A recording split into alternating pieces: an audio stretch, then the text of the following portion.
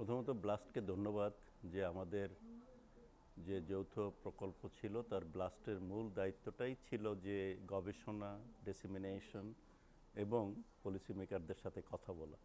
Blast সেটা successfully করার চেষ্টা করছে এবং প্রকল্পের সেই শেষ দিকে এসে এই ধরনের একটা অনুষ্ঠান আমাদের ভবিষ্যতের কাজের যে একটা ডিরেকশন তৈরি করলো।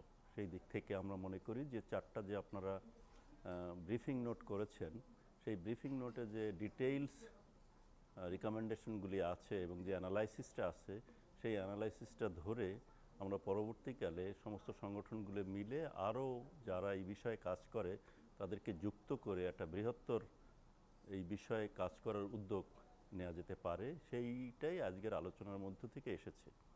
কিন্তু যেটা দুর্বলতা এসেছে, যেখানে আমাদের দুজন প্রাক্তন মন্ত্রী ছিলেন এবং তারা দুজনেই এখন সাংসদ এবং এরা খুবই কাছাকাছি আমাদের মাননীয় প্রধানমন্ত্রীর কাছাকাছি লোক, কিন্তু তারাও যে হতাশাটা ব্যক্ত করলেন যে আইন আছে, হাইকোর্টের ডিরেক্টিভস আছে, অনেক কিছুই আছে বাংলাদেশে, কিন্তু সেটা বাস্তবায়ন হচ্ছে না।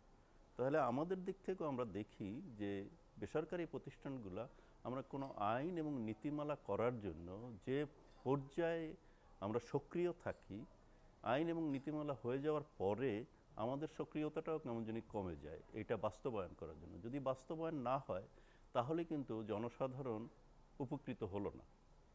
প্রথমত আমরা মনে করি যে একটা আইন করলে হয়তো বৃহত্তর দেশের জনসাধারণ উপকৃত হবে, কিন্তু বাস্তবায়ন না হলে মোটেই হলো না।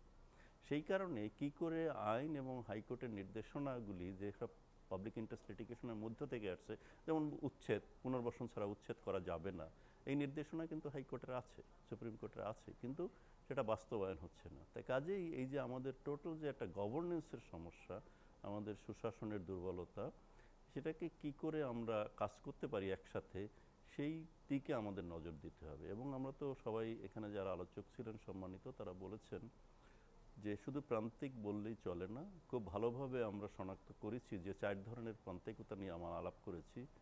এদের সংখ্যা আমার হিসাবে প্রায় 2 কোটির মতো হবে।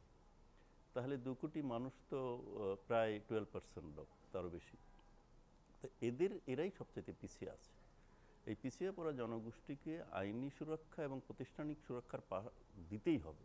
তো আইনি এবং প্রাতিষ্ঠানিক সুরক্ষা দিতে হলে নীতি এবং আইন এর প্রয়োগ খুব জরুরি দুই দিক থেকে। একটা হলো যা আছে সেটাকে যেমন প্রয়োগ করা, যা নাই সেটা নিয়ে কাজ করা। সেক্ষেত্রে তো আমরা কয়েকটা আইনের কথা সবাই বলেছি, যেমন প্রতিবন্ধীদের আইন হয়েছে, তাদের একটা ফাউন্ডেশন হয়েছে, কিন্তু সেটারও দুর্বলতা আছে।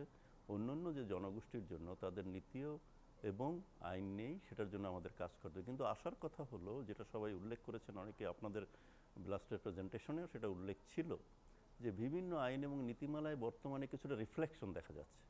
অর্থাৎ 8-5 ইয়ার প্ল্যানে একটা জায়গায় কিন্তু দলিতদের ব্যাপারে খুব স্পষ্ট আছে, অন্য জনগোষ্ঠীর ব্যাপারেও আছে। আমাদের যেটা সোশ্যাল সিকিউরিটি স্ট্র্যাটেজিক পেপার হলো, সেখানেও কিন্তু এদের রিফ্লেকশন আছে।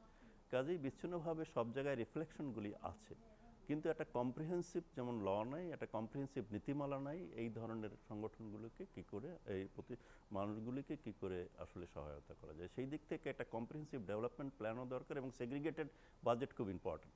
এখন দেখছি যে প্রান্তিক জনগোষ্ঠীর জন্য বাজেট, সেখানে কিন্তু প্রান্তিকতা বলতে অনেক কিছু বোঝায়। তো সেই যে আলাপগুলো হলো, সেই আলাপের প্রেক্ষিতে আমরা আজকের আলাপ এবং আপনাদের দীর্ঘদিনের গবেষণার যে ব্রিফিং নোট, সেটা নিয়ে ভবিষ্যতে আমরা আরও বসতে চাই। এখানে অন্যান্য যে আমাদের 4টা সংগঠনের বাইরেও যেসব সংগঠন ছিল যারা আজকে কথা বলেছেন, সবাইকে নিয়ে আশা করি ব্লাস্ট দ্রুতই একটা সভার আয়োজন করতে পারে, যে আমরা যৌথভাবে কীভাবে এগোতে পারি, কিভাবে আরও সুনির্দিষ্টভাবে কৌশল আমরা গ্রহণ করতে পারি এবং টাইম বাউন্ড কৌশল, যে আমরা এই টাইমের মধ্যে এটা করব। কারণ আমরা জানি যে প্রজেক্ট হয়তো আগামী মাসে শেষ হয়ে যাবে, কিন্তু আমরা তো কেউই প্রজেক্ট বেস কাজ করি না। আমাদের তো প্রোগ্রামেটিক ইন্টারভেনশন, আমরা প্রোগ্রাম নিয়ে এগিয়ে যাই।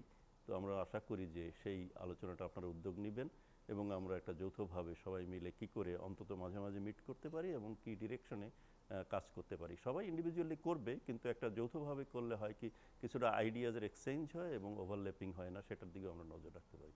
ধন্যবাদ।